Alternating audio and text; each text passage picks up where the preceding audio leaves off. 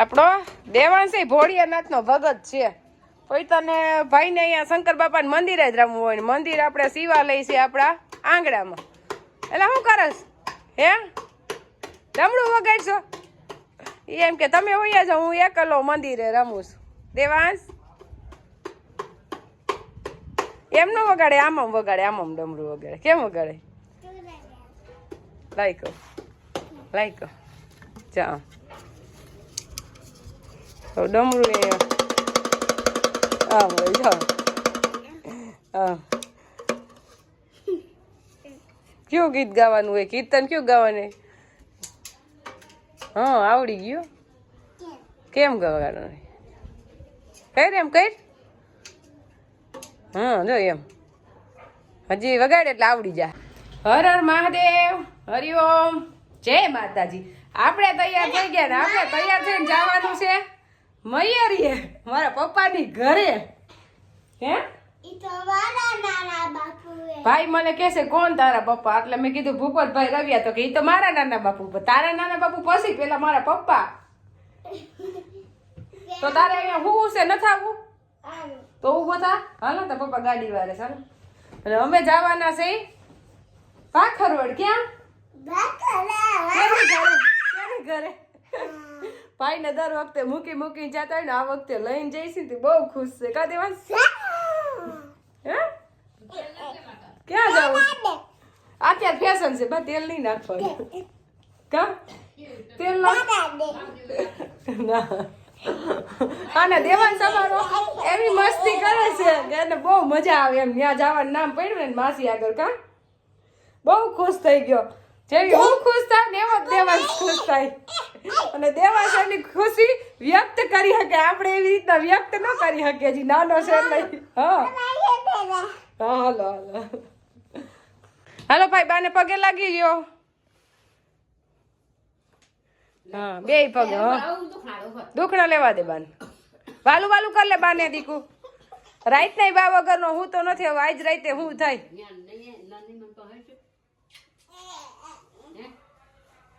આમ જો યા કોણ તો ઈસકાવશે ને કે બહુ ઈસકાવે મમ્મા ઈસકાવશે. ટાટા કહી દે બાન, ટાટા કહી દે દીકુડા. વાલા વાલા કરે છે ટાટા લાઈ બકેલ આમ લ હાથરી લઈ તા બકેલ એક જ રાત જવાના છે. તા તો મા દીકરાનો પ્રેમ તો જો ઉભરાઈ ગયો દેવાંશ. તું બાને મૂકીને વયો જાય ઈ તને ખબર છે?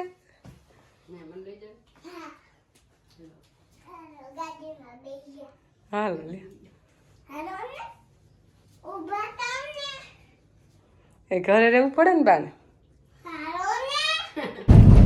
આપણે ફૂગવા આવ્યા ધોરાજી. ધોરાજી થી 2 કિલોમીટર સેટા છે ને આપણે આજે નીકળ્યા છીએ બપોર પછી ને બહુ મોડું થઈ ગયું છે. અને સવારે દેવાંશી ને પપ્પાને થોડુંક કાગળિયાની ભાગ દોડ હતી એટલે ઈ એમાં કંડોળામાં હતા. કે નકર સવારે નીકળવાનો પ્લાન હતો પણ આમાં ક્યારેક કામ અવરું આવી જાય ને એમાં કઈ ખબર ન પડે એમ. અને આપણે એમાં વિખાઈએ આપણે કામ ધાર્યું હોય કઈ અને થાય કઈ. હા એવું હોય બધા ટાઈમ ટેબલ અનુસાર ન હાલે. પણ તોય સારું કે દેવાંશી ને પપ્પા આપણે ભાખરવા લઈને જાય છે એમ. આ દુનિયા જેવી છે અને આ જીવન જ એવું છે. એમાં કોઈને કઈ ખબર જ ન પડે કે શું કરવું છે ને શું થાય એમ.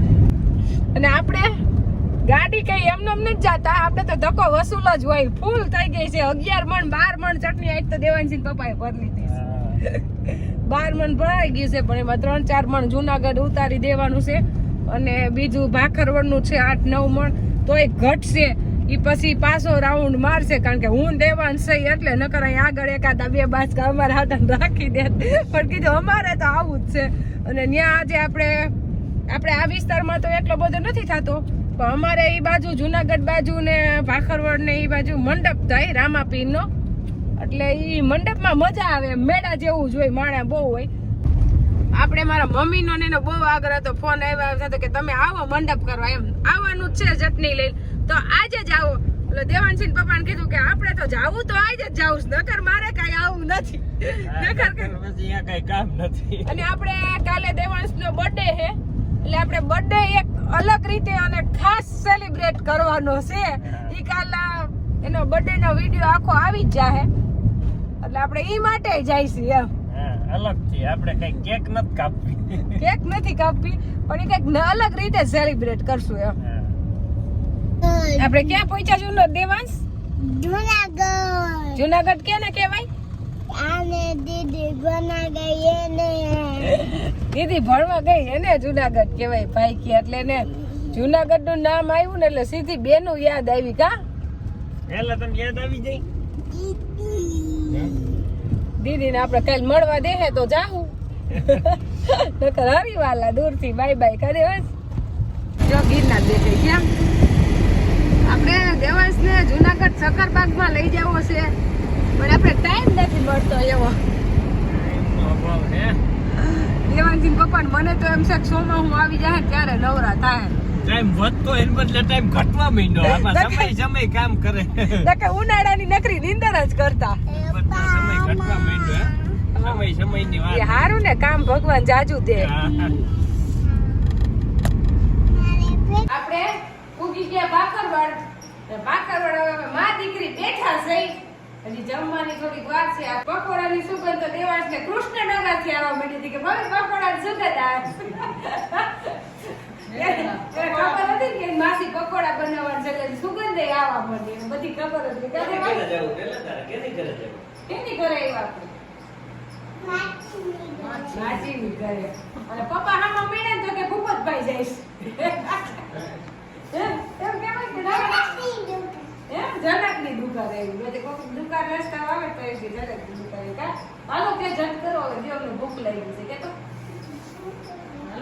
અને પકોડાના કારીગર છે અમારે તુપી બેન લાઈટ તો આપને પકોડા તૈયાર ખાવા મળશે એટલે એમાં તો કઈ ઘટે જ નહીં પકોડામાં તો કા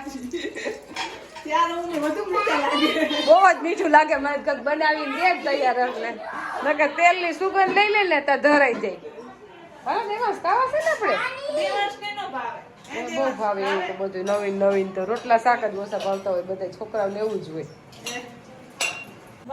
આપણે થઈ ગયા તૈયાર અને તૈયાર થઈને જવું છે આપણે મંડપમાં દેવાંશી પપ્પાએ ગાડી આપણી વારીને રાખી દીધી છે તૈયાર ચટણી ઉતારવા લીધી હતી ડેલા અંદર ગાડી હાલો ચટણી ઉતાર લીધી અને હવે આપણે બધી બેનડીઓને ભરવાની છે હા આપણે આવી ગયા મંડપમાં અને મંડપમાં મેન હોય આજ રામાપીરનો સ્તંભ એટલે આ સ્તંભ જ્યારે એનું મુહૂર્ત હોય ને ત્યારે આ લાકડું જોલી દોરી બાંધીને દોરી ઉપરથી આ ઊભો થઈ જાય એટલે મંડપ ઊભો થઈ જાય એના દર્શન કરવા જ અત્યારે બધા લોકો આવ્યા કેટલી પબ્લિક છે એની કોઈ નિમિત બાઈને અમે 1 કિલોમીટર તો અહીંયા હાલીને આવ્યા ગાડી પાર્કિંગ કરી અહીંયા કાન ગોપી ભજન બધું ચાલુ જ છે ને આનું મુહૂર્ત સવારે સૂર્ય ઉગે પછી જ હોય કેટલા વાગે આવ્યા ખબર અમે મંગળી થઈને આવ્યો 9:9 પછી રહીશું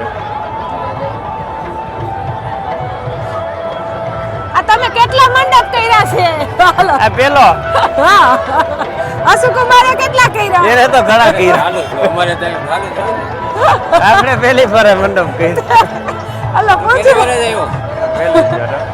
મેં તો કર્યા છે 3-4 પણ દેવાંશી પપ્પાને હું લઈ આવી પહેલી વાર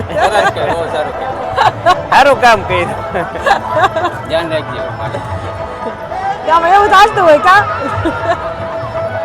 હારો હાલો ચક્કર મારો જોવો બધે લોકમેળામાં આટો ઓલો હું કહેવાય ફજર ફરકામાં બે ફજર ફરકામ ગઈ લ્યો જો નૈનાની ગયા છે ફજર ફારકામાં બેહવા એટલે કે ચકડોળમાં અને પેલા ફજર ફારકા કહેતા અને મેળામાં એટલું પબ્લિક છે કે એની કોઈ લિમિટ નથી ક્યાંય પગ મૂકવાની જગ્યા નથી આખો મેળો માણસથી ભરપૂર છે આવું કારણ કે માણા આવે છે એટલું જાતું નથી બધે આવવામાં જ છે અને લગભગ આ માણસમાં અંદાજ પ્રમાણે 2-2.5 વાગ્યા કે 3 વાગ્યા ઓછું થાય પણ અમારે તો 1.5-2 વાગ્યાની ગણતરી છે ત્યાં લગી કદાચ રહેવું અને હવે નૈનાને એનો લગભગ જો વારો આવું છે હવે ચકડોળમાં બેસી લઈએ